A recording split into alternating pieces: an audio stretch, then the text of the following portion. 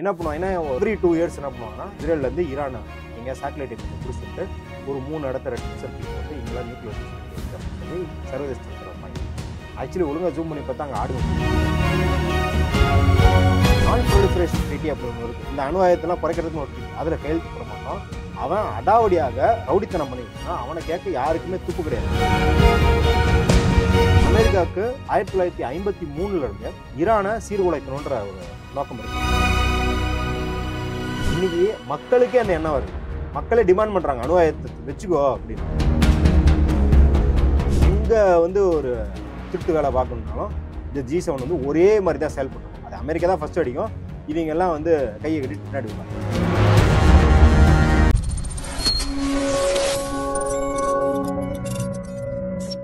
கலக்கநாடி voice நேயர்களுக்கு வணக்கம். இன்று நம்மோடு இருப்பார் அரசியல் விமர்சகர் மதுரு சத்யா அவர்கள். வணக்கம் சார். வணக்கம். இப்போ பார்த்தீங்கன்னா இஸ்ரேல் ஈரான் போர் தான் பேசு பொருளாக இருக்குது. அது என்னதான் ஆச்சு? அது என்ன ஆச்சு அப்படின்னா, இஸ்ரேல் தலைகுனிவுக்கு செஞ்சுக்கிட்டு இருக்கு அப்படின்னு தான் பார்க்குறோம். கூட சேர்ந்து அமெரிக்காவும் மானம் இழந்துக்கிட்டு இருக்கு அப்படிங்கிறத வெட்ட வெளியாக தெரியுது இன்னைக்கு.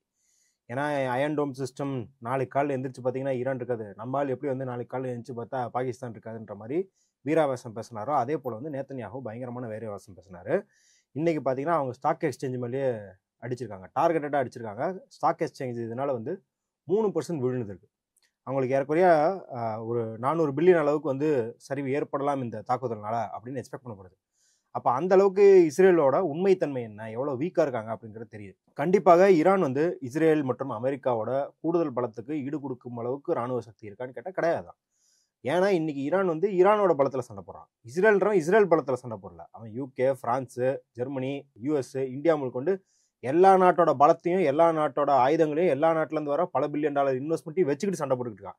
இன்னும் சொல்லப்போனால் கூலி வேலைக்கு இந்தியாவிலேருந்து ஆயிரக்கணக்கான பேர் அமைச்சிருக்காங்க, அவங்களோட பேக் போனில் தான் அவன் சண்டை போட்டுக்கிட்டு இருக்கான். அப்படின்னும்போது ஈரான் இங்கே பேசிக்கலி இந்த WW டெம்ப்ளேட் ஒன்று பார்த்துருப்பீங்க, ரே மிஸ்டரியோ இருப்பார், ஏத்தாப்பில் பிக் ஷோ, அண்டர்டேக்கர்னு பெரிய பெரிய ஆளாக நின்றுருப்பாங்க, இவர் குள்ளமாக நின்றுருப்பார். அப்படியான ஒரு சினாரியோவை தான் பார்க்குறோம். ஆனால் அப்படியே போன வாரம் எப்படி பௌமா ஹாட் கமெண்ட்ஸ்லாம் போட்டு அடிக்கிறாரோ அந்த மாதிரி இந்த வாரம் ஈரான் போட்டு இஸ்ரேலை வெளுத்து வாங்குது. நோக்கம் என்ன? இஸ்ரேல் ஈரானை தாக்கிறதுக்கான நோக்கம் என்ன? ஏதாச்சும் பலன் இருக்குல்ல, ஏதோ லாபம்? ஆமாம், நோக்கத்தோட நினைப்பாங்க. அதாவது இதில் அரசியல், பொருளியல், ராணுவ ரீதி எல்லா காரணங்களும் இருக்குது. இன்னைக்கு அவங்க சொல்ற காரணம், அஃபிஷியல் காரணம் என்ன அப்படின்னா, அணு ஆயுதத்தை தயாரிக்கிறாங்க ஈரான், அதனால அடிக்கிறோம் அப்படின்னு சொல்றாங்க. இது ரொம்ப கேலி கூத்தானது. ஏன்னா 1989 இது சொல்லிக்கிட்டு இருக்காரு நேத்தன்யாஹூ. 1989 சொல்லும் போதும் இன்னும் சில மாதங்களில் அணு குண்டு போட்டுருவாங்க நம்ம மேல அப்படின்னு சொல்லிக்கிட்டே இருக்காரு. அந்த இன்னும் சில மாதங்கள் வரவே கிடையாது. 2025 அதே பொய்யே திருப்பி சொல்லிக்கிட்டு இருக்காரு.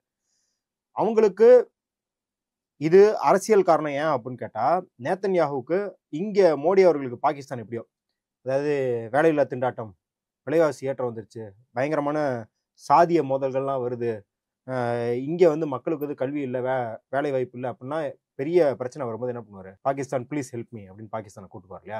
அந்த மாதிரி நேத்தன்யாஹூவின் பொலிட்டிக்கல் கரியரே ஈரான் எதிர்ப்பில் தான் வளர்ந்துருக்கு. அவர் 1992, 93 எலெக்ஷன் இருக்கு, அதில் முழுக்க ஈரான் அணு ஆயுதம் வச்சிருக்குன்னு பொய்ய பரப்பி தான் அவர் leader of the opposition, first எதிர்கட்சி தலைவராகவே ஆகிறாரு. இன்னைக்கு வரைக்கும் அவருக்கு அரசியல் ரீதியாக என்ன பிரச்சனை வந்தாலும் 2022 அவர் நீதிமன்ற வழக்கிலெல்லாம் தலையிட்டார், நீதிபதிகள் நியமனத்தெல்லாம் தலையிட்டாகும் போது பெரிய ப்ரொடெஸ்ட் அடிச்சது. உடனே என்ன பண்ணாருன்னா ஃப்ரெஷ்ஷாக ஒரு அக்யூசேஷன், ஈரானில் எங்கே இருக்குது நியூக்ளியர் இருக்குது. ஆக்சுவலி நீங்கள் இப்போ யூடியூப்லலாம் ரொம்ப பிரபலமான தம்ப்நெயில், ஒரு அந்த காலத்தில் என்ன ஃபேமஸான தம்ப்நெயில் இது அப்படின்ற மாதிரி பார்த்தீங்கன்னா, இது ஏதாவது ஒரு படத்தை பிடிச்சி அதில் ஒரு 3 சர்க்கிளை போட்டு ஆரோவெல்லாம் போட்டிருப்பாங்க ரெட் கலரில். அப்படி தம்ப்நெயிலில் வச்சாலே எல்லாம் விறுவிறுப்பாக பார்ப்பாங்க. இப்போ மக்கள் சுதாரிச்சிட்டாங்க, உள்ளே போனால் கண்டதையும் பேசுவான், வாய்க்கு வந்ததெல்லாம் பேசுவான். அதை சர்வதேச அளவில் பண்ணது யாருன்னா இஸ்ரேல். என்ன பண்ணுவாங்கன்னா எவ்ரி 2 இயர்ஸ் என்ன பண்ணுவாங்கன்னா இஸ்ரேல்லேருந்து ஈரானை எங்கேயா சேட்டலைட் இமேஜை பிடிச்சிட்டு ஒரு 3 இடத்த ரெட் சர்க்கிள் போட்டு இங்கெல்லாம் நியூக்ளியர் ஃபெசிலிட்டி இருக்குது அப்படின்னு சொல்லி சர்வதேச தளத்தில் வைப்பாங்க. ஆக்சுவலி ஒழுங்காக ஜூம் பண்ணி பார்த்தா அங்கே ஆடு வச்சுக்கிட்டு இருந்திருப்பாங்க, அப்படி தான் இருந்திருக்கும். அப்புறம் என்ன பண்ணுறதுன்னா ஏதாவது ஒரு குடோனில் ஏதாவது ஒரு 4 மூட்டை ஃபோட்டோ எடுத்துகிட்டு வந்துட்டு யுரேனியமை பதுக்கி வச்சுருக்காங்க, நாங்கள் மொசாட் மூலிமா ரகசிய தகவலை கண்டுபிடிச்சோன்னு பண்ணுறது. இது பாருங்க, இது நாள் வரைக்கும் ஒரு 18-20 தடவை இதை பண்ணியிருக்காங்க. இந்த 2025க்கு முன்னாடியே ஒரு 18-20 தடவை பண்ணியிருக்காங்க. ஈரான் வேறு வழி இல்லாமல் இன்டர்நேஷனல் அட்டாமிக் எனர்ஜி ஏஜென்சி அப்படிங்கிற சர்வதேச அணுசக்திக்கான நிறுவனத்துக்கு தன் நாடை திறந்து விட்டுருக்கு. வந்து பரிசோதனை பண்ணிட்டு போ, ஏதாவது இருந்தா சொல்லு அப்படின்னு 20 தரையும் அது முறியடிக்கப்பட்டது. இல்ல பல நாடுகள் வச்சிருக்காங்களா? ஒரு 7, 8 நாடுகள் இந்தியா, அமெரிக்கா, இங்கிலாந்து, ஆமா. வடகொரியா, ஜப்பான் இந்த மாதிரிலாம் ஆ. வச்சிருக்காங்க. ஆனா இப்ப ஈரான் மட்டும் அணுகுண்டு இருக்காங்கன்னு ஏன் அத அச்சுறுத்துறாங்க? ஏன் போர் ஆ. தொடுக்குறாங்க? அதனால என்ன பயம் உங்களுக்கு? ஏதாச்சும் வேற பின்விளைவுகள் எதனா இருக்கா? ஒரு பின் விளைவும் கிடையாது. இங்க வந்து அ அணுகுண்டு வச்சிருக்காங்க, வச்சிருக்கல அப்படிங்கிறது வந்து மேட்டரே கிடையாது. ஏன்னா மேட்டர் ஆகணும்னா, முதல்ல இஸ்ரேல தான் சப் சப்புன்னு வெளுக்கணும். ஏன்னா அவன் 200க்கும் மேற்பட்ட ஏவுகணைகள வச்சிருக்கான். அணுகுண்டு பொருத்தப்பட்ட ஏவுகணைகள் 200க்கும் மேற்பட்டது வச்சிருக்கான். இன்ன வரைக்கும் ஈரான் பாருங்க, அமெரிக்காவின் பொறுக்கித்தனமான, ரவுடித்தனமான அழுத்தத்தினால 20 தர தன்னோட நாட்ட தொறந்து விட்டுருக்கு. இன்ஸ்பெக்ட் பண்ண. இஸ்ரேல் ஒருக்க கூட தொறந்து விடலங்க. ஒருக்க கூட நாங்க வந்து இன்ஸ்பெக்ஷனுக்கு அலோவ் பண்ண மாட்டோம். நான் புரொலிஃபரேஷன் ட்ரீட்டி அப்படின்னு ஒண்ணு இருக்கு. இந்த அணு ஆயுதத்தெல்லாம் குறைக்கிறதுக்குன்னு ஒரு ட்ரீட்டி. அதுல கையெழுத்து போட மாட்டோம். அவன் அடாவடியாக ரவுடித்தனம் பண்ணிக்கிட்டு இருக்கான். அவன கேட்க யாருக்குமே துப்பு கிடையாது. நீங்க யோசிச்சு பாருங்க. நாளைக்கு மோடி அமெரிக்காவ கூப்பிட்டோ, இல்ல சர்வதேச நிறுவனங்கள கூப்பிட்டோ, நான் இந்தியாவ தொறந்து விடுறேன். நீங்க எல்லா இடத்துலயும் வந்து பரிசோதனை பண்ணிக்கோங்க. வேவு பாருங்க அப்படின்னு சொன்னா, இந்தியர்களாகிய நம்ம எப்படி கொந்தளிப்போம்? ஆனா அது 20 தடவ ஒரு நாட்டுக்கு நடந்திருக்குன்னா, அந்த நாட்டோட இறையாண்மை மீது எவ்வளவு பெரிய தாக்குதல் நடந்திருக்கு. அப்ப இந்த அணு சக்தி, அணு ஆயுதம் வச்சிருக்காங்க அப்படின்றது அந்த ஆயுதத்த பத்தி இல்ல. அது அந்த நாட்டோட இறையாண்மைய பத்தி இது. இவங்களுக்கு ஈரான் இறையாண்மை பொருந்திய நாடாக இருக்கக்கூடாது. நீங்க முதல்ல கேட்டீங்களே என்ன நோக்கம் இருக்குன்னு. இஸ்ரேலுக்கான அரசியல் நோக்கம் நேத்தன்யாவுக்கு பர்சனல் நோக்கம் இருக்குது. நேத்தன்யாவுக்கு எந்த அளவுக்கு பர்சனல் நோக்கம் இருக்குன்னா, நான் சொன்னேன் இல்லையா? நீதிபதிகள் பிரச்சனையில இருந்து எதுக்கு எடுத்தாலும் அவர் ஈரான் எடுக்கிறாருன்னு. 93ல அவர் ஸ்கேண்டல்ல மாத்திக்கிட்டாரு. அவருக்கு மேல பல ஸ்கேண்டல் இருக்கு அவருக்கு. அதாவது சொன்னாவே கூச்சமா இருக்கு. ஒரு நாட்டின் பிரதமர் மேல ஸ்கேண்டல் இருக்குன்னு. நம்ம மோடி மேலலாம் அப்படி ஒண்ணும் கிடையாது. ஒரே ஒரு பொண்ண வேவு பார்த்தாருன்னு ஒரு 20 வருஷம் முன்னாடி ஒரு பழி இருக்குது அவர் மேல. இவரு ஸ்கேண்டல் எப்படின்னா இது கான்ஸ்பிரசி, வதந்தி, கிசுகிசுலாம் கிடையாது. இவரே மக்கள் முன்னாடி மன்னிப்பு கேட்டது. ஏன்னா மாட்டிக்கிட்டாரு. ஆதாரத்தோட கையும் களமா மாட்டிக்கிட்டாரு. திருமணம் கடந்த உறவு வந்து ரூத் பார் அப்படிங்கிற ஒரு கம்யூனிகேஷன் அட்வைசர் கூட வச்சிருக்காரு. அப்போ கூட மனுஷன் அதுல இருந்து மீண்டு வர என்ன பண்ணாருன்னா, புதுசா ஒரு ஃப்ரெஷ்ஷா ஈரான் நியூக்ளியர் வெப்பன் வச்சிருக்குன்னு எடுத்துட்டு வந்தாரு. இதுக்கு அமெரிக்கா உதவி என்ன பண்ணுச்சுன்னா, இவர ஃபிளைட்ட புடிச்சு அமெரிக்காவுக்கு கூட்டு போய், அங்க ஈரானுக்கு எதிராக ஒரு தீர்மானத்த பாராளுமன்றத்துல நிறைவேற்றணும்னு இவர பேச வச்சுது. அப்ப பர்சனலா இது இருக்கு. அமெரிக்காவுக்கு 1953ல இருந்தே ஈரான சீர்குலைக்கணும்ன்ற ஒரு நோக்கம் இருக்கு. ஏன்னா அந்த மிடில் ஈஸ்ட்ல பாத்தீங்கன்னா, ஈரான் தீவிர அமெரிக்க எதிர்ப்பு, ஏகாதிபத்திய எதிர்ப்பு. நம்ம நேரு காலத்திலே பார்த்திருக்கோம். நேரு எகிப்துல இருந்த காலத்திலே இவங்கெல்லாம் சேர்ந்து இந்த வல்லாதிக்க நாடுகளை எதிர்த்தாங்க. அப்ப 53ல என்ன பண்ணாங்கன்னா ஆட்சியை கவிழ்க்கிறாங்க. ஆட்சியை கவிழ்த்துட்டு ஷா ஆட்சி, இவங்களோட பொம்மை ஆட்சி ஒன்று இருக்கிறாங்க. மக்கள் வந்து 25 வருஷம் அதுக்கு எதிராக போராடி 79ல தூக்கி போட்டாங்க. அந்த ஆட்சியை தூக்கி போட்டா என்ன பண்றாங்கன்னா, சரி இனிமேல் நம்மளால வந்து ஆட்சியை கவிழ்க்க முடியாதுன்னு என்ன பண்றாங்கன்னா, பக்கத்து நாட்டில் சதாம் ஹுசேன் வளர்த்தி விடுறாங்க. சதாம் ஹுசேனை வளர்த்தி 80ல இருந்து 88 வரைக்கும் 8 வருஷம் ஈரான் மீது போர் தொடுக்கிறாங்க. 10 லட்சம் ஈரானியர்கள் சாவறாங்க. 10 லட்சம் பேர் வந்து ஒரு மாடர்ன் உலகத்துல 20ஆம் நூற்றாண்டுல ஒரு உலகப் போர் இல்லாம ஒரு 10 லட்சம் பேர் ஒரு நாட்டுல கொல்லப்படுறாங்க அப்படின்னா எவ்வளவு பெரிய அவலம் அது. அதுவும் ஈரான் வந்து தாக்கு பிடிச்சிருச்சு. அப்புறம் வளர்ந்த கடா மாறல பாஞ்சிச்சுன்னு சதாம் ஹுசேனை இவங்களுக்கு எதிராக பாஞ்சுன்னு சதாம் ஹுசேனை போட்டு தள்ளுறாங்க. இப்ப வேற தீர்வு என்ன பண்றது அப்படின்னா, சிரியால ஐசிஸை உருவாக்குறது, லெபனான்ல ஏதாவது ஒன்று உருவாக்குறது, பக்கத்துல சுத்தி முத்தி இருக்கிற எல்லா குட்டி குட்டி நாடுகள்லயும் அல் கைதா இல்ல ஐசிஸ் அந்த மாதிரி ஏதாவது ஒன்று போராளி குழுக்களை உருவாக்கி தொடர்ந்து ஈரானுக்கு தொல்லை கொடுத்துக்கிட்டே இருக்கிறது. அவங்க தலைவர்களை பிளேன் கிராஷ் அந்த கிராஷ்ல போட்டு தள்ளுறதுக்கு முயற்சி பண்றது. இந்த மாதிரி கடந்த 70 வருஷமாக அந்த பகுதியில் இருக்கிற கனிம வளத்தை கொள்ளையடிக்கிறதுக்காக அமெரிக்கா இதை தொடர்ந்து செஞ்சுக்கிட்டே இருக்காங்க. அதனாலதான் பாத்தீங்க அப்படின்னா இந்த டீல் போடுறாங்க அப்படின்னு சொன்னாங்க இல்லையா, ஈரானோட அணு சக்திக்கான ஒப்பந்தம். அந்த ஒப்பந்தம் எதுக்கு போடுறாங்கன்னா, நீ வந்து அணு ஆயுதம் வச்சுக்க மாட்ட, நீ வந்து அணு சக்தியை வச்சுக்கிட்டு மக்கள் பயன்பாட்டுக்கு தான் அதை பயன்படுத்துவ அப்படின்னு எங்களுக்கு எழுதித்தா. இது முதல்ல அவலம். முதல்ல நீ யார் என்ன வந்து கேட்கறதுக்கு?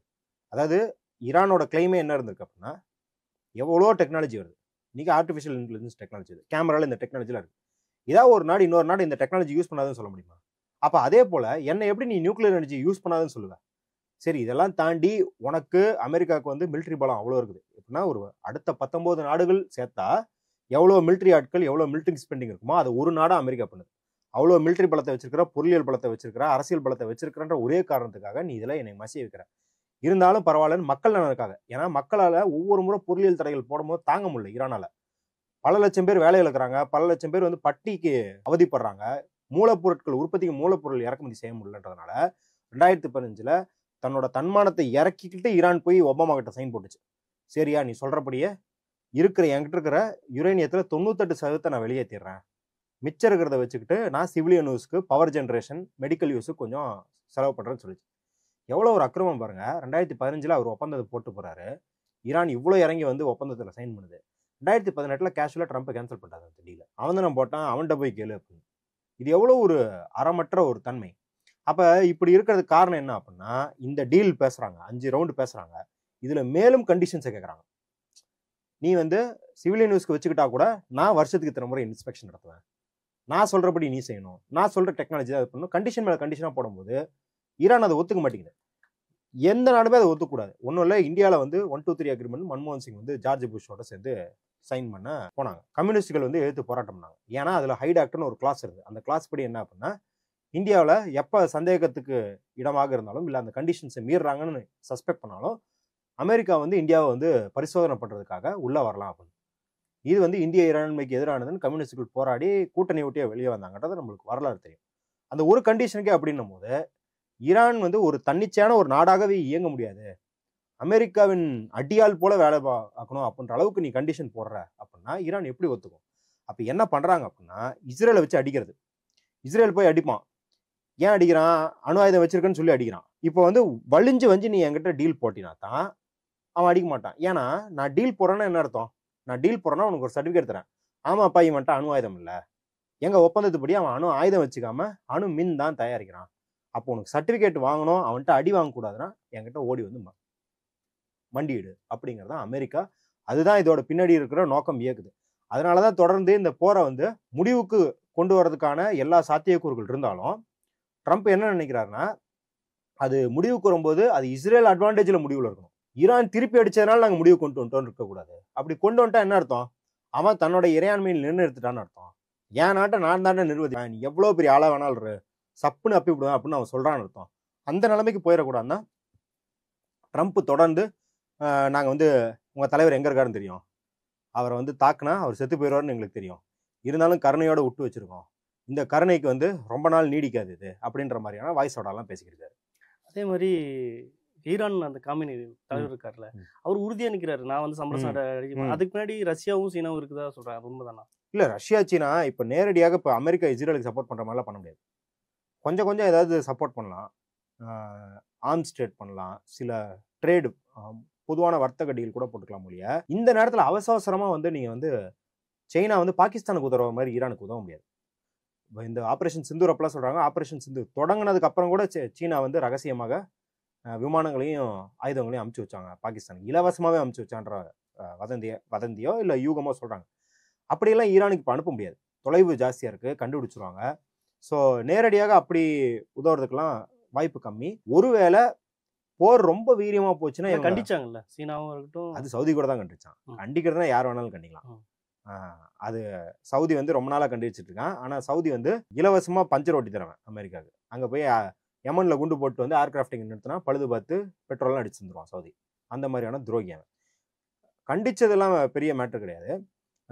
ஆனால் இப்போ தொடர்ந்து புத்தின் என்ன சொல்லிட்டு வர்றாருன்னா, உங்களுக்கு வந்து அவங்க அந்த 3.7 என்ரிச்மெண்ட்னு சொல்லுவாங்க, அந்த என்ரிச்மெண்ட் லெவல் தான் யுரேனியம் சிவிலியன் யூஸ்க்கு, அதுக்கு மேலே போனால் வெப்பன்ஸ் கிரேட், ஆயுதம் தயாரிக்கிறதுக்கு தான் அது பயன்படும். நீங்கள் எக்ஸஸாக இருக்கிற யுரேனியம் தான், உபரியாக இருக்கிற யுரேனியம் தான் பிரச்சனை அப்படின்னா ஈரானோட உபரி யுரேனியத்தை வாங்கி நான் பாதுகாத்து வச்சுக்கிறேன். ஏன்னா எப்போ அவனுக்கு இருக்கிறது தீர்ந்தாலும் அதை நான் சப்ளை பண்ணுவேன். அவன் எங்கே யார்கிட்ட கொடுத்தான் அப்படின்னு தெரியாமல் இருக்கும், அவன் யாராவது போராளி குழுக்கிட்ட கையில் கொடுத்துருவானா, வேற ஏதாவது உங்களுக்கு எதிரான நாட்டை கொடுத்துருவானான்ற பயம் வேணாம், ஏன்ட்ட கொடுத்துருவான் அப்படிங்கிறத ஆஃபர் பண்ணுறாரு புட்டின். அதை ஆப்வியஸ்லி அமெரிக்கா, ஏன்டா இவன் சைடு எதிரி, நீ தாண்டா மெயின் எதிரி அப்படின்ற மாதிரி ரஷ்யாவை அமெரிக்கா பார்க்குற இதில் இருக்கும்போது இது ஒத்துக்காது. அப்போ இவர் வந்து உறுதியாக தான் இருக்கார். இவர் வந்து என்ன சொல்கிறார் அப்படின்னா, இவங்க வந்து மிரட்டுறாங்க, அது கொண்டுருவோம் அப்படிலாம். 1979 ஈரானிய தலைவர்களுக்கு என்ன தெரியும்னா, என்னைக்கு இருந்தாலும் நம்மளை போட்டு தள்ளிடுவாங்கன்னு தெரியும். அந்த ரிஸ்க்கை ஏற்றுக்கிட்டு தான் அவங்க அந்த பதவிக்கே வராங்க. அப்படின்னும் போது நான் உன்னைய போட்டி தள்ளுறோம் அப்படின்றது ஒரு பெரிய மிரட்டலே கிடையாது அவங்களை பொறுத்த வரைக்கும். இன்னைக்கு சயின்டிஸ்ட்டை போட்டு தள்ளிருக்காங்க. அதாவது இஸ்ரேல் வந்து தாக்குதல் நடத்தும் போது நாங்கள் டார்கெட் பண்ணி நியூக்ளியர் சயின்டிஸ்ட் அடிச்சோன்னு சொல்கிறான். அது நியூக்ளியர் ஃபெசிலிட்டியை அடிச்சோன்னு ஃபர்ஸ்ட் சொல்கிறான். ஏன்டா கேனப்பையா, எவனாவது நியூக்ளியர் ஃபெசிலிட்டியை அடிக்க முடியுமா? அப்போ நீ அடிக்கிற அப்படின்னாலே இல்லைன்னு தான் அர்த்தம். சயின்டிஸ்ட்டை கொல்லிட்டோன்றான். ஆனால் இப்போ தான் ஓப்பனாக சர்வதேச ஊடகத்தில் இதெல்லாம் ரிப்போர்ட் ஆகுது, இப்படிலாம் வருது இல்லையா. கடந்த 20 வருஷத்துல அவன் 25 சயின்டிஸ்ட்டை கொண்டிருக்கான், ஈரானியன் சயின்டிஸ்ட்டை. ரொம்ப சினிமாட்டிக்காக இருக்கும் அந்த கொலையெல்லாம். பார்த்தீங்கன்னா ஒரு சயின்டிஸ்ட் காரில் போயிட்டு இருப்பாரு, 2 பேர் ஹெல்மெட் போட்டு பைக்கில் வருவாங்க, டப் டப்னு ஜன்னல் வழியாக சுட்டுருவாங்க. ஒரு சயின்டிஸ்ட் போய் காரை திறக்கிறாரு, பாம்பு அடிக்குது. ஒரு சயின்டிஸ்ட் வந்து வீட்டில் சமைச்சுக்கிட்டு இருக்காரு, திடீர்னு மைக்ரோவேவ் வெடிக்குது. இந்த மாதிரிலாம் வந்து செத்துருக்காங்க. ஏன் சயின்டிஸ்டா குறி வைக்கிறது காரணம்? அதான் அவங்க வந்து நியூக்ளியர் ப்ரோக்ராமில் ஒர்க் பண்ணுறாங்க. நியூக்ளியர் ப்ரோக்ராம் ஒர்க் பண்ணுறாங்கன்னா, இப்போ ஈரான் நியூக்ளியர் ஆயுதம் தயாரிக்கலன்னு உங்களுக்கு தெரியும். ஈரானுக்கு நியூக்ளியர் எனர்ஜியே கூடாதுன்னு நினைக்கிறாங்க அவங்க. ஏன்னா வளரும்ல, நியூக்ளியர் எனர்ஜி கிரியேட் பண்ணிட்டா அவன் வந்து டீசாலினேஷன் பிளான்ட் கொண்டு வரான். அதாவது கடல் நீரை குடிநீராக மாற்றும் பிளான்ட்டை வந்து ஈரான் வச்சிருக்கான். நியூக்ளியர் எனர்ஜி மட்டும் கிடைச்சிட்டா அந்த மக்களுக்கு குடிநீர் சேவை இருக்கும், அந்த மக்களுக்கு போக்குவரத்து சேவை பெட்டரா இருக்கும். இந்த வளர்ச்சியே வேணாம், ஈரான் எப்பயுமே ஒரு ஏழ்மையான நாடாக இருக்கணும், அப்பதான் நாங்க போட்ட இழுப்புக்கெல்லாம் வருவான் அப்படிங்கறத அவங்க பிளானாவே இருக்கு. ஏன் ஈரானை டார்கெட் பண்றது என்ன காரணம்? ஏன்னா இப்ப நீங்க ஈராக்கை கவுத்துட்டீங்க, சிரியாவை கவுத்துட்டீங்க, லெபனான்லாம் ரொம்ப வீக். அப்படி இப்படி சுத்தி எல்லா நாடுகளும் கல்ஃப் கண்ட்ரிஸ் எல்லாம் கல்ஃப் கண்ட்ரிஸ்லாம் அதான் முன்னாடியே சொன்ன மாதிரி சவுதி எல்லாம் வந்து நீ கேட்கவே தேவையில்ல, நானே உனக்கு கும்பிடு போடுவேன்ப்பா அப்படின்ற அளவுக்கு ஒத்துமையா இருக்கான். அங்க ஈரான் மட்டும்தான் அவங்க கண்ணில் துவைத்த முள் மாதிரி இருக்குது. அப்ப அதை ரிமூவ் பண்றதா அவங்களுக்கு வேலையா இருக்கு. ஆனா ரிமூவ் பண்றது அப்படின்னா ஒட்டுமொத்தமா அழிச்சு ரிமூவ் பண்ண முடியாது. ஏன்னா அவங்களுக்கு தெரியும், ஒட்டுமொத்தமா அழிச்சிட்டா அந்த ரீஜன் சுத்தமா டீஸ்டபிளைஸ் ஆகி போயிடும். இப்பயாவது மக்களுக்கு ஓட்டு போட்டு ஒரு ஆட்சி இல்ல ஒரு ஆட்சியின் கீழே ரூல் ஆஃப் லான்னு சொல்லுவோம், சட்டத்தின் கீழ் வாழ்றோன்ற ஒரு நம்பிக்கை இருக்கு. ஈரானை ஒட்டுமொத்தமாலாம் அழிச்சிட்டா அங்க எத்தனை போராளி குழுக்கள் உருவாகும், எத்தனை சின்ன சின்ன மொழி வாரியா இன வாரியா எத்தனை குழுக்கள் உருவாகும் தெரியாது. அதனால அமெரிக்காவுக்கும் அப்படி அழிக்கணுன்ற அவசியம் கிடையாது. இந்த போர் இப்படி நீடிக்கிறதுக்கு வச்சு வளவளன்னு இழுத்துக்கிட்டு இருக்கிறதுக்கே காரணம் என்ன அப்படின்னா, இது ஒரு வாரம் 2 வாரம் ஆக ஆக அங்க இருக்கும் மக்களே ஈரான் அரசுக்கு எதிராக திரும்புவாங்க. அதை நம்ம பயன்படுத்திக்கிட்டு ஈரான அரசை இப்ப இருக்கிற அரசை கவுத்துட்டு அந்த குருமார்களுக்குள்ளேயே மாடரேட்ஸ்ன்னு சொல்ற சில பேர் இருப்பாங்க. இவர் வந்து ஹார்ட்லைனர், இவர் வந்து கடுங்கோட்பாடுவாதி. இவர் இல்லாம கொஞ்சம் மிதவாதமா இருக்கிறவங்க இருப்பாங்க, அவங்க அமெரிக்கா சார்புடைய நிலையில இருப்பாங்க. அவங்கள ஒருத்தரை போட்டா பொம்மை அரசாங்கமா நிறுவிடலாம் அப்படின்றதான் அவங்க எய்மா இருக்கு. ஏன் அப்படின்னா இன்னைக்கு அமெரிக்கா இஸ்ரேல் ஆகட்டும் பொலிட்டிக்கலாவும் எக்கனாமிக்கலாவும் மிலிட்டரியாவும் ரொம்ப வீக்கா இருக்கு அப்படின்னா, இப்ப நம்ம சொல்லும் போது அவன் தானே எல்லாத்தையும் அடிக்கிறான், அவன் தானே எல்லா சேதாரம்லாம் பண்ணுவான், சுப்பீரியரா வெப்பன்லாம் வச்சிருப்பான், அதெல்லாம் பிரச்சனையே கிடையாது. அமெரிக்கா இந்த மே மாசம் இப்ப போன மாசம் யமன்ல இருக்கிற ஹுத்தி கழகக்காரர்களோட வந்து அமைதி ஒப்பந்தம் போட்டுருச்சு, போர் நிறுத்த ஒப்பந்தம் போட்டுருச்சு. நீங்க யோசிச்சு பாருங்க, அமெரிக்கான்றது கரியர் உச்சத்துல இருக்கிற ராணுவ ரீதியாக அப்படி ஒரு நாடு. அது நினைச்சா பெரிய பெரிய நாடுகளே போட்டு அடிக்கலாம். அப்படி இருக்கும்போது ஒரு சின்ன நாட்டுல, யமன்ற ஒரு சின்ன நாட்டுல ஹுத்தி ரிபல்ஸ்ன்ற ஒரு சின்ன போராளி குழுட்ட அப்பாப்பா சண்டையை நிறுத்திக்கலாம்ப்பான்ற அளவுக்கு போயிடுச்சு. ஏன்னா அங்க அமெரிக்க மக்கள் செருப்பை கழட்டி அடிக்கிறாங்க. ஏண்டா 3 வருஷமா உக்ரைன் போர்னு பில்லியன் டாலரா கரிச்சு கொட்டிக்கிட்டு இருக்க, இஸ்ரேல் போர்னு எங்களை பட்னியை போட்டு அவனுக்கு ஆயுதம் வாங்கி கொடுத்துக்கிட்டு இருக்க, இங்க விலைவாசி ஏற்றம் இருக்குது, இங்க வேலையில்லா திண்டாட்டம் இருக்குது, காலநிலை மாற்றம்னு டெக்னாலஜின்னு எவ்வளவோ பிரச்சனை இருக்கு. அதையெல்லாம் விட்டுட்டு நீ இப்படி பண்ணிக்கிட்டு இருக்கேன்னா செருப்பை கழட்டி அடிக்கவும், $1 இனிமேல் போருக்கு போகக்கூடாதுன்ற எண்ணத்தினால இந்த போரை நீடிப்பதற்காக டொனால்ட் ட்ரம்ப் இருக்கிற நலத்திட்டங்கள் எல்லாத்தையும் கேன்சல் பண்ணிவிட்டார். வந்தோடனே இருக்கிற எஜுகேஷன் கூட்டும் மிரட்டினாரு, ஆமா போர் நிப்பாட்டிக்க அப்படின்னு. ஆமா, அதனாலதான் வந்து யமன்ல போய் போர் நிறுத்தம் செய்யறாங்க. அப்படின்னும்போது இன்னைக்கு பொருளியல் ரீதியாக அவங்க ஈரான் கூட ஃபுல்லா வாருக்கு போற ஸ்டேட்லாம் கிடையாது. இன்னும் சொல்ல போனா அது வந்து இப்ப ட்ரம்ப் ஈராக் வாரை பத்தி பேசும்போது எல்லாம் எடுத்து போடுறாங்க. ஈராக் போறப்ப பாராளுமன்ற அமெரிக்க காங்கிரஸ்ன்னு சொல்லுவாங்க, அதுங்க பாராளுமன்றத்துல 90க்கு மேல சதவீதம் ஆதரவு தான். ஏதோ 1-2 பேர் தான் ஈராக் போருக்கு எதிராக இருந்திருப்பாங்க. இன்னைக்கு அப்படி கிடையாது. ஈரான் போர் அப்படின்னா 60% 70% செருப்புல தான் அடிக்கிறான், ஈரானுக்கு போருக்கு போகக்கூடாதுன்னு. அப்படி இருக்கும் நிலையில இப்போ வந்து ட்ரம்ப் அந்த காலத்துல எல்லா அரசியல்வாதிகளும் ஈராக் போருக்கு ஆதரிச்சிருந்தாலும் அப்ப அவர் அரசியல்வாதியே கிடையாது. ட்ரம்ப் வந்து ரியல் எஸ்டேட் ஏஜென்ட். அப்போ ஈராக் போருக்கு போகாதீங்க, இது பொருளியல் ரீதியாக நஷ்டமா தான் ஆக போகுது, நீங்க $2 ட்ரில்லியன் இழப்பீங்களோட, அங்க வந்து அணு ஆயுதமும் இருக்காது, ஒரு வெங்காயமும் இருக்காது, நீங்க வந்து மூக்கறுபட்டு திரும்பி வருவீங்கன்னு சொன்னாரு. அதே மாதிரிதான் நடந்தது. இப்ப அதன் பின்னணியிலேயே பாத்தீங்கன்னா மக்களே, ஏன்டா நீ தானடா சொன்ன ஈராக்கு, அப்புறம் ஏன்டா ஈரான் வாருன்னு சொல்லிட்டு இருக்க அப்படின்னு மக்கள் அடிக்கிறாங்க. இதையும் தாண்டி நியூயார்க் நகரம் உங்களுக்கு தெரியும், ரொம்ப முக்கியமான நகரம், யூதர்கள் பெருமளவு வாழக்கூடிய நகரம். நியூ ஜெர்சியை விட்டா நியூயார்க்ல தான் அதிக யூதர்கள் வந்து அமெரிக்கால இருக்காங்கன்னு சொல்றாங்க. அது வந்து உலகத்தில் இருக்கிற எல்லா யூதர்களுக்கும் ஒரு தலைநகரம் போல. ஏன்னா அது 2ஆம் உலக போர்னு மட்டும் இல்லை, அதுக்கு முன்னாடியிலேருந்தே யூதர்கள் வந்து ஒடுக்குதலை சந்திக்கும் போது கப்பல் ஏறி வந்து நியூயார்க்ல தான் இறங்குவாங்க. இப்பயும் பார்த்தீங்கன்னா நியூயார்க்ல இருக்கிற பல பேர் வந்து டியூவல் சிட்டிசன்ஷிப் வச்சிருப்பாங்க, அமெரிக்கால சிட்டிசன்ஷிப் வச்சிருப்பாங்க, இஸ்ரேலையும் வச்சிருப்பாங்க. அதை விட கொடுமை என்னன்னா, நியூயார்க்ல ஒருத்தர் மேயர் ஆனா முதல்ல அவர் எங்க போவாங்கன்னா இஸ்ரேலுக்கு போவார். இது ஒரு வழக்கம், இது வந்து ரொம்ப வினோதமான வழக்கம். யாராவது சென்னை மேயர் ஆனா நாங்கள் ஃபர்ஸ்ட் சிங்கப்பூர் போயிட்டு வரோம் அப்படின்னு சொன்னா நம்மளுக்கு எப்படி சிரிப்பா இருக்கும். அங்க நியூயார்க்ல மேயர் எலெக்ஷன் நடக்க போகுது, அதுல ஜெயிக்க போறவர் வந்து ஜொரான் மம்தானி. அவருக்கு தான் நல்ல வாய்ப்பு இருக்குன்னு சொல்றாங்க. அவர் ஒரு குஜராத்தி முஸ்லிம். அவரு ஓப்பனா நேத்தன்யாகு ஒரு வார் கிரிமினல்ங்கிறாரு. இஸ்ரேல் பண்ணுவது ஜெனசைடுங்கிறாரு. ஏன்னா இஸ்ரேல் பண்ணுவது ஜெனசைடுன்னு சொல்லுவதே அமெரிக்காவில் பெரிய குற்றம். அதே யூத வெறுப்பா பார்ப்பாங்க. இவர் ஓப்பனா சொல்றாரு, ஆமா அவனை கைது பண்ணும், நேத்தன்யாவை கைது பண்ணி கூண்டில் ஏற்றணுங்கிறாரு. அவரு அங்க ஜெயிக்க போறாரு அப்படின்னும் பொலிட்டிக்கலி எவ்வளவு இந்த இஸ்ரேல் அமெரிக்கா அலையன்ஸ் வந்து எவ்வளவு வீக்கா இருக்கு பாருங்க. இங்கெல்லாம் வந்து இப்படி ஒரு ஆள் வரும். அவர் சொல்றாரு, நான் ஜெயிச்சா இஸ்ரேலுக்கு நான் ஏன் போகணும், நான் இங்க இருக்கிற குடிசை பகுதிக்கு போவேன். குடிசை பகுதினா அங்க வந்து ஏழ்மையா இருக்க பகுதிக்கு போவேன். அங்க எங்கெல்லாம் கல்வி ஒழுங்கா இல்லையோ அங்கெல்லாம் போய் முன்னேற்றவனுடைய நான் எதுக்குற இஸ்ரேலுக்கு போறேன்னு கேட்கற ஒரு மேயர் அவங்க பார்த்ததே கிடையாது வாழ்க்கையில. அப்ப அந்த அளவுக்கு பொலிட்டிக்கலி வீக்கா இருக்காங்க. மேற்கத்திய நாடுகள் எல்லாமே பொலிட்டிக்கலா வீக்கா தான் இருக்கிறாங்க. யூகேல எல்லாம் மக்கள் செருப்புகள்ட்டே அடிக்கிறாங்க 2 பார்ட்டியுமே. அது நீ கன்சர்வேட்டிவ் லேவர், அதெல்லாம் உங்க சண்டைக்கு வச்சுக்கூடா, இஸ்ரேல் வந்து நீ எல்லாம் பொறுக்கி போயதான், அதனால நீ என்னன்னு தெரியும்ன்றாங்க. ஸ்பெயின்ல 4 நாளைக்கு முன்னாடி 10 லட்சம் பேர் கூடி போராடி இருக்காங்க காசாவுக்காக.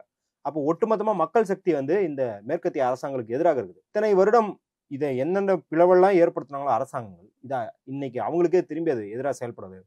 இன்னும் சொல்ல போனா அமெரிக்கால ஆளும் வர்க்கத்துக்கும் ட்ரம்புக்குமே ஒத்து போக மாட்டேங்குது. வழக்கமா எப்படி இருக்குன்னா ஆளும் வர்க்கத்துக்கு சார்பாக தான் நடந்துப்பாங்க, வெவ்வேறு விளக்கங்கள் தருவாங்க.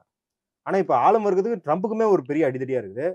நேத்து மக்ரான் பத்தி பேசுறாரு ட்ரம்ப், இந்த G7 முடிச்சுட்டு. G7 எப்பயுமே பாத்தீங்கன்னா இவங்க ஒரே பிளாக்கா தான் செயல்படுவாங்க. எங்க வந்து ஒரு திருட்டு வேலை பார்க்கணும்னாலும் இந்த G7 வந்து ஒரே மாதிரி தான் செயல்பட்டுருக்கும். அது அமெரிக்கா தான் ஃபர்ஸ்ட் அடிக்கும், இவங்க எல்லாம் வந்து கையை கட்டிட்டு பின்னாடி வருவாங்க. நேத்து இந்த G7 முடிச்சு அவசரமா வாஷிங்டன் போறாரு ட்ரம்ப். அவர் போயிட்டாரு, அவர்கிட்ட எடுக்க முடியல. அந்த விஜய் கிட்ட பேட்டி எடுக்கணும், அர்ஜுன் தாஸை கூப்பிட்டு எடுப்பாங்களா மாஸ்டருக்கு, அந்த மாதிரி வந்து மக்ரானை கூப்பிட்டு கேட்குறாங்க, என்னங்க அவசரமா போயிட்டாரு, என்ன சொல்லிட்டு போனாரு வாஷிங்டனுக்கு அப்படின்னு. மக்ரான் சொல்றாரு, இந்த மாதிரி ஈரான் போரை நிறுத்துவது எப்படின்றதுக்கு விவாதிக்கிறதுக்கு போறேன், என் டீமோட கலந்துரையாடி ஒரு நல்ல முடிவு வரேன்னு போறேன் அப்படின்னு சொல்றாரு. மக்ரான் வந்து என்ன சொல்றாரு, எங்கள்கிட்ட இப்படிதான் சொல்லிட்டு போறாரு. 2 மணி நேரம் கழிச்சு அவர் வாஷிங்டன்ல லேண்ட் ஆகுறாரு. லேண்ட் ஆனோன்னு ரிப்போர்ட்டர் கேட்குறாங்க, என்னங்க இப்போ மக்ரான் இப்படி சொல்லியிருக்காரு, நீங்க அப்படிதான் சொல்லிட்டு வந்தீங்களாமே அப்படின்னு.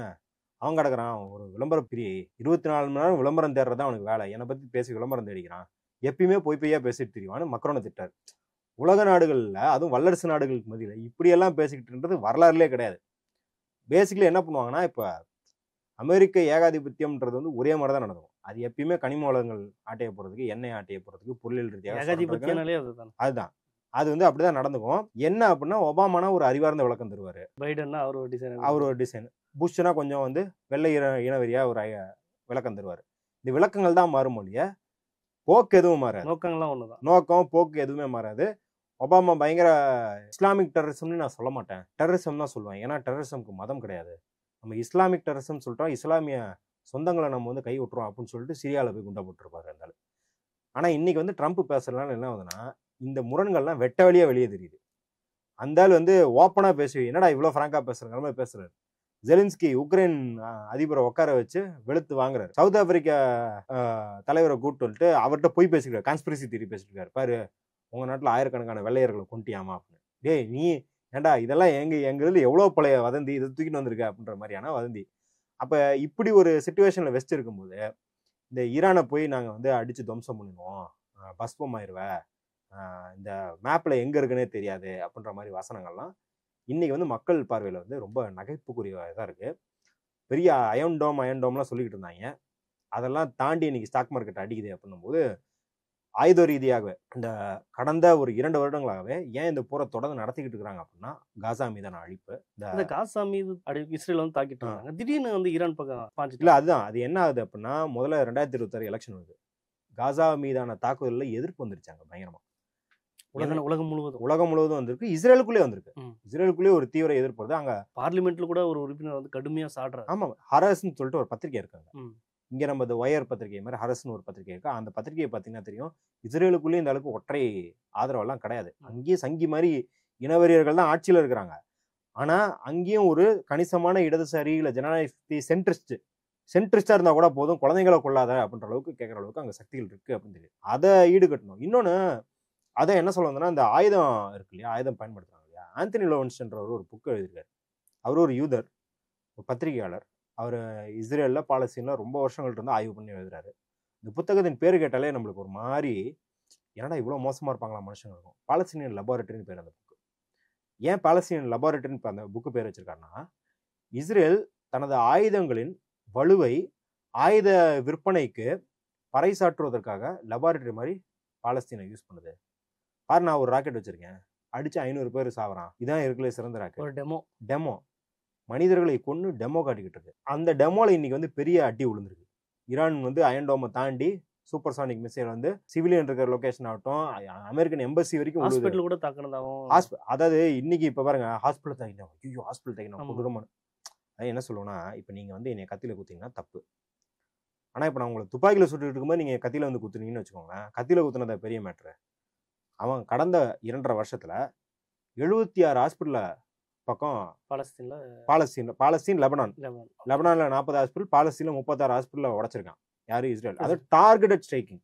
இதுவாது மற்ற பில்டிங்ல போடும்போது ஹாஸ்பிட்டல்ல விழுந்திருக்கு, அது டார்கெட்டா ஹாஸ்பிட்டல் அடிச்சிருக்கான். அதுக்கு விளக்கம் வேற இருந்திருக்கான். என்னது, அந்த ஹாஸ்பிட்டலுக்குள்ள தான் ஹமாஸ் வந்து டனல் போட்டு வச்சிருக்குன்னு விளக்கம் வேற இருந்திருக்கான்.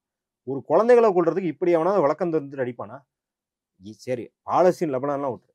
இந்த வாரம், இந்த ஒரு வாரத்துல 3 ஹாஸ்பிட்டல் அடிச்சிருக்கான்.